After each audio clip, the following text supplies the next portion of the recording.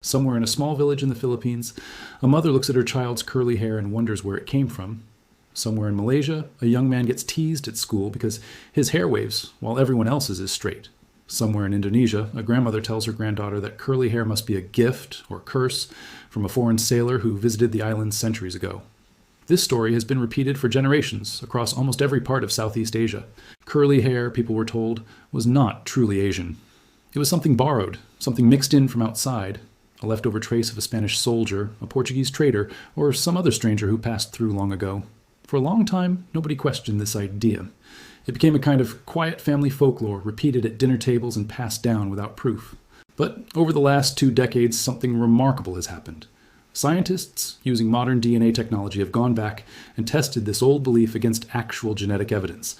And what they found does not just challenge the old story, it completely flips it upside down. Curly hair in Asia is not a mistake. It is not an accident of mixing with outsiders. It is, in fact, one of the oldest and most original human traits that this part of the world has ever known. It is a living signature of a journey that began more than 70,000 years ago, when the first humans walked out of Africa and slowly made their way toward the rising sun. If you are Filipino, Malaysian, Indonesian, Thai, Vietnamese, Burmese, Cambodian, or from anywhere across maritime or mainland Southeast Asia, and your hair curls or waves while most people around you have straight black hair, then this story is about you. It is about where you truly come from, and it might change the way you look at yourself, your family, and the people who came long before any of us. For most of the 20th century, the accepted version of human history was fairly simple. Modern humans first appeared in Africa. Around 60 to 70,000 years ago, groups of them began to leave the continent and spread out across the globe. One branch moved toward Europe, another moved into Asia. A much later branch eventually crossed into the Americas through the far north. Along this journey, according to the old theory, hair texture split into different patterns depending on where people settled. Africans kept tightly coiled hair. Europeans developed a mixture of straight, wavy, and curly hair. East Asians, it was assumed, developed thick, straight, dark hair as their standard look, and that became treated as the default appearance for the entire continent. Under this old framework, if an Asian person was born with curly hair, there had to be an explanation involving someone from outside. Maybe a Spanish soldier centuries ago, maybe a Portuguese sailor, maybe a British officer during the colonial period, or perhaps someone of African descent who passed through generations back. Whatever the explanation, curly hair was treated as proof of foreign blood entering the family line at some point. That theory has now fallen apart under the weight of genetic evidence. Over the past 20 years, researchers working across the Philippines, Malaysia, Thailand, India, and Indonesia have been sequencing the DNA of groups that most of the world barely knows exist. These communities are often labeled Negrito, a name that comes from Spanish colonizers and simply means little dark ones. It is not a name most of these groups use for themselves, and many prefer their own traditional names. In the Philippines alone, there are several distinct groups, including the Aita, the Agta, the Ati, the Batak of Palawan, and the Mamanwa of Mindanao. In Malaysia, there are the Semang and the Jahai. In southern Thailand, there is a tiny population known as the Manik. On the Andaman Islands, between India and Myanmar, live the Onge, the Jarawa, and the famously isolated Sentinelese. Each of these groups has its own culture, its own language, and its own history, but they share several striking physical features. They tend to have dark brown to almost black skin, small and slender body frames, and tightly curled or spiraled hair. Sometimes their hair coils into tight ringlets. Sometimes it looks like a soft, natural afro. Sometimes it falls into loose waves, but across nearly every one of these populations, curly hair shows up again and again. Consider the Eta of the Philippines. For centuries, they lived on the slopes of Mount Pinatubo. Until the volcano's massive eruption in 1991 forced them from land their ancestors had occupied for thousands of years. Long before that eruption, they had already endured Spanish slave raids, American colonial expansion, and repeated displacement by lowland farmers moving into their territory. Today, they survive in scattered communities across Zambales, Pampanga, Tarlac, and the Sierra Madre mountain range, still practicing traditions, still hunting and gathering, still carrying customs older than the modern nation surrounding them. The Agta live along the eastern coast of Luzon, closely related to the Ita, but distinct in culture and dialect. The Ati live on Panay Island, an area now famous for its colorful festivals. Yet the Ati themselves were the original inhabitants of that land long before any Malay or Spanish influence arrived. The Mamanwa of Mindanao are considered by many researchers to be among the oldest continuously living populations in the entire Philippine archipelago, and possibly across insular Southeast Asia as a whole. Across the sea, in the rainforests of the Malay Peninsula, The Semang and Jahai continue traditional forest life. In southern Thailand, the Manik survive in extremely small numbers, likely only a few hundred people in total. And out in the Indian Ocean, the peoples of the Andaman Islands, including groups whose homeland has been legally protected from outside contact, represent what many geneticists describe as a living window into humanity's very first journey out of Africa. For decades, the assumption among researchers was simple. Dark skin plus curly hair must mean these were descendants of Africans who somehow wandered all the way into the jungles of Southeast Asia and stayed isolated there ever since. It made intuitive sense on the surface. But when scientists finally sequenced full genomes from these populations, expecting to find strong recent African ancestry, they found something completely different. These groups are genetically Asian, deeply, ancestrally Asian. Their DNA places them not as recent arrivals from Africa, but as descendants of the very first wave of modern humans who left the African continent and traveled east along the coastlines bordering the Indian Ocean. Researchers call this the Southern Coastal Migration Route, and it is believed to have happened somewhere between 60 and 70,000 years ago. The people on this route were not the same group who later populated Europe or Northern Asia. They were an earlier, separate branch of the human family, moving along the warm shorelines of what is now Yemen, Oman, southern Iran, Pakistan, and India, then continuing on into Bangladesh, Myanmar, Thailand, and Malaysia, before eventually reaching a massive prehistoric landmass known to scientists as Sundaland. During the Ice Age, sea levels were more than 100 meters lower than they are today. Places we now think of as separate islands, including Sumatra, Java, Borneo, and much of what is now the Philippines, were connected together into the Asian mainland as one enormous stretch of land. A person could walk from southern India all the way toward what is now Bali without ever crossing significant open water. It was only later, as the Ice Age ended and rising seas slowly swallowed the low-lying land bridges, that these populations became isolated from one another and turned into the separated island communities we recognize today. Interestingly, flood stories still appear in oral traditions across this entire region, from Australia to the Philippines, almost as if a folk memory of those rising seas survived for tens of thousands of years. Now here is the important part. Why did these first travelers keep curly hair as they crossed thousands of kilometers of equatorial coastline? The answer comes down to survival. Curly and tightly coiled hair traps a thin layer of air close to the scalp, which acts as a kind of natural insulation against direct, intense overhead sunlight. This texture lifts hair away from the skull instead of letting it lie flat, which helps keep the head cooler under equatorial sun. Straight hair, by comparison, lies flush against the scalp and provides far less protection. Dark skin served a similar defensive purpose, shielding the body from ultraviolet radiation, while smaller body frames helped these populations cool down more efficiently in hot, humid environments. This is not a coincidence unique to Southeast Asia either. Similar hair and skin adaptations appeared independently among equatorial populations in Africa, in Melanesia, and across parts of New Guinea. Scientists describe this as convergent evolution. Different populations, facing the same environmental pressure of intense tropical sun, arrived at very similar biological solutions, completely independently of one another, without needing any shared recent ancestry to explain it. To understand this more fully, it helps to look briefly at the genetics involved.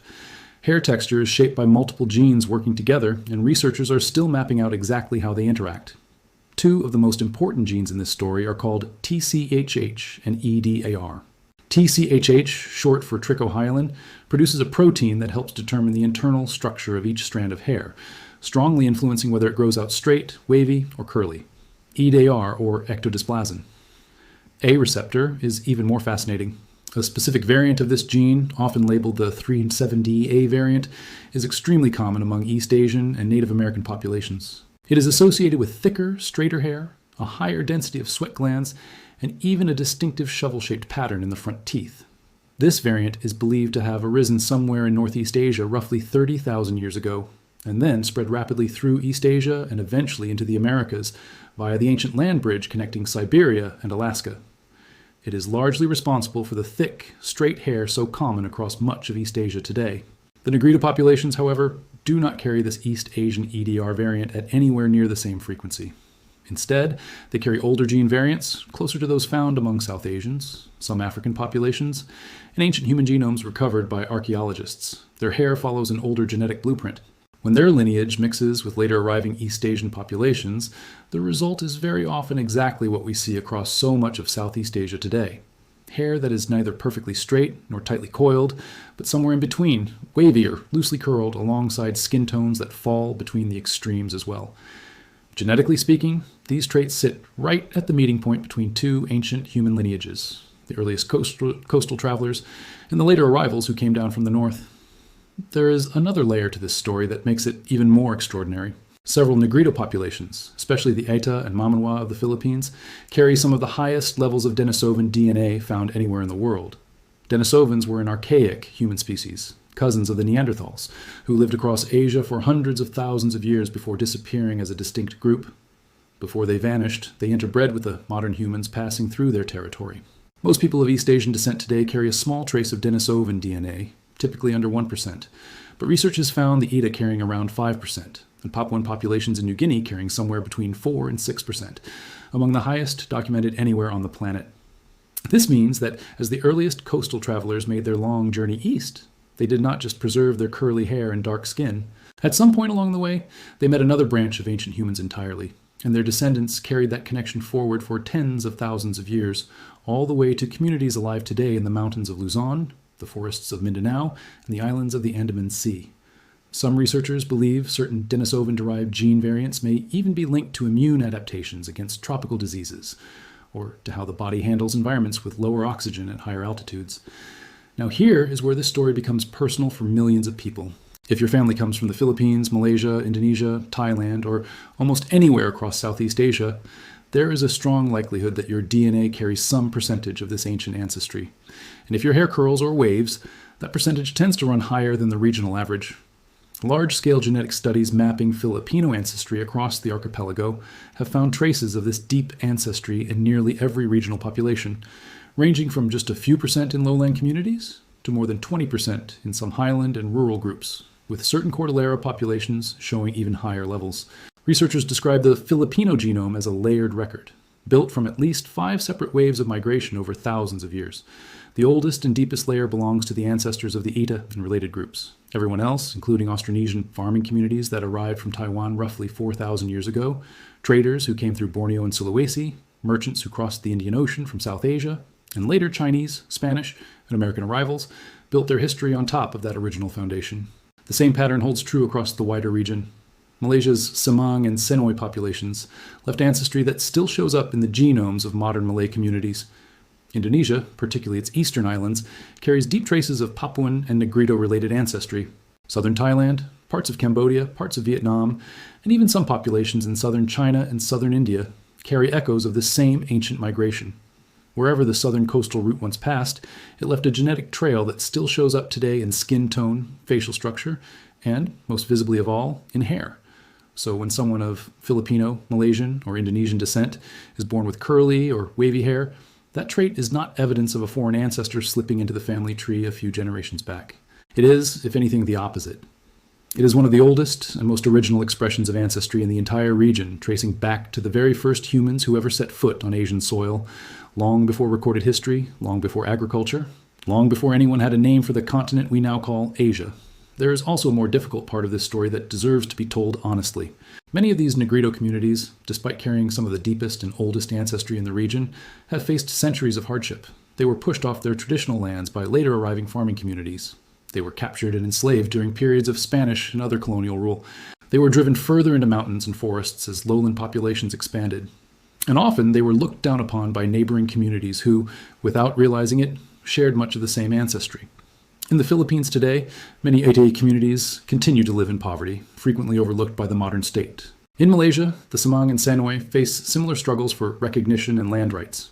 On the Andaman Islands, several groups have dwindled to populations of only a few dozen or a few hundred individuals, with some at genuine risk of disappearing within a generation or two. These are the communities carrying the deepest and oldest genetic roots of the entire region, and yet many of them remain among the most marginalized people within their own countries. There are signs, though, that attitudes are slowly shifting. Researchers and writers across the Philippines have begun pushing back against old colonial framings that dismissed Negrito peoples as primitive outsiders, instead calling for recognition of them as the true foundational population of the archipelago. Similar conversations are emerging in Malaysia around Orang Asli communities, and in Thailand, where the tiny Manik population is increasingly approached with scientific respect rather than treated as a curiosity. In India, the Andaman Islands remain under some of the strictest indigenous protection laws in the world, with outside contact with certain groups, including the Sentinelese, strictly forbidden. So the next time someone suggests that curly hair on an Asian head must come from somewhere else, from some foreign sailor or trader centuries ago, there is now a very different answer rooted firmly in science. That hair is not a foreign import. It is, quite possibly, the oldest physical trait a person carries, older than any surname, older than any religion introduced later, older than the language spoken at home today. It walked along the coastlines of the Indian Ocean before there were nations, before there were written languages, before agriculture had even been invented anywhere on Earth. It survived ice ages, rising seas, volcanic eruptions, the rise and fall of empires, and centuries of colonization, and it is still there today, curling naturally against the same equatorial sun its earliest ancestors once walked beneath. On a more practical note, many people with curly or wavy Asian hair grow up without ever learning how to properly care for it, simply because so much of the beauty industry across the region is built around straight hair as the assumed default. Curly hair is often unfairly labeled as frizzy, unmanageable, or unprofessional, and many people spend years damaging it with heat and harsh chemical straightening treatments, never realizing their hair simply needs a different kind of care altogether. Curly hair generally needs more moisture, gentler and less frequent washing, the regular use of leave-in conditioning products, and careful detangling only while damp and conditioned rather than when dry. It tends to thrive when it is worked with instead of fought against. Interestingly, many older generations across the Philippines, Malaysia, and Indonesia already understood this instinctively, relying on natural ingredients like coconut oil and aloe vera, passed down as home remedies long before modern curly hair care routines became popular again. In the end, this is a story about identity built on evidence rather than assumption. For generations, curly hair in Asia was treated as something to explain away, something borrowed from elsewhere. Genetic science has now told a very different story, one that reaches back more than 70,000 years to the very first humans who walked out of Africa, followed the coastline eastward, and eventually settled across the islands and forests of what we now call Southeast Asia. Their descendants are still here today, in scattered communities, in mixed ancestry carried quietly inside millions of people, and in the simple, everyday curl of someone's hair.